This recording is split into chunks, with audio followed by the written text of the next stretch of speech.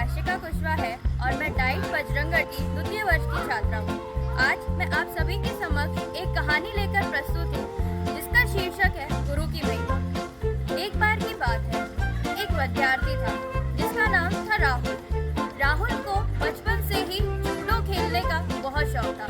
जब भी वह अपने आसपास अपने दोस्तों को जूडो खेलते हुए देखता था तो उसे बहुत अच्छा लगता था और उसका हमेशा ये मन करता था कि जैसे मेरे ये दोस्त लोग जूडो खेल रहे हैं, काश मैं भी ऐसे जूडो खेल सकूं। पर उसके साथ एक दिक्कत थी कि उसका बायां हाथ नहीं था। अब ये सिचुएशन तो बड़ी कॉम्प्लिकेटेड हो गई क्योंकि उसके पास बायां हाथ ही नहीं है और जूडो एक ऐसा गेम है जिसमें आपको अपनी पूरी फिजिकल फिटनेस दिखानी होती है, आपको दांव पेच लगाने होते हैं।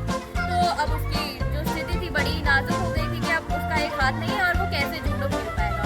लेकिन वो नहीं खेल पाता था तो क्या करता था, वो दूसरे लोगों को एटलीस्ट देखता तो रहता था कि मैं देखता हूँ कि ये कैसे खेलते हैं, तो कभी ना कभी अगर मुझे मौका मिलेगा तो मैं ज़रूर जूडो खेलूँगा या फिर कोशिश करूँगा कि मैं भी जूडो में कुछ अच्छा कर सकूँ। तो फिर वहाँ पर उसके एक गुरु होते हैं जो जूडो सिखाते हैं। वो उसको बार बार देखते रहते हैं कि ये यहाँ पर इतनी डेडिकेशन से कैसे बैठा है।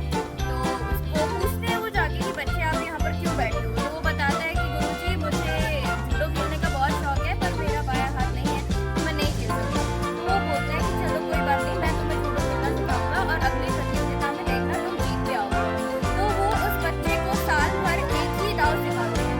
फिर फाइनली स्टेट चैंपियनशिप होगी, उसमें उस बच्चे ने, राहुल ने भाग लिया होता है और वो प्रथम आ जाता है। अब आप सभी ये सोचकर हैरान हो रहे होंगे कि वो प्रथम कैसे आ सकता है जबकि उसका बायां हाथ नहीं था और उसने साल भर एक ही दाव सीखा था। तो फिर उसके गुरुजी बताते हैं कि जो दाव तुमने लगाया था उसको रोकने के लिए तुम्हारा अपोनेंट था, उसको तुम्हारा दायां हाथ पकड़ना था तब जाके उस दाव से बच सकते हो। इसलिए तुम बड़ी आसानी से ये जो मुकाबला है जीत गए।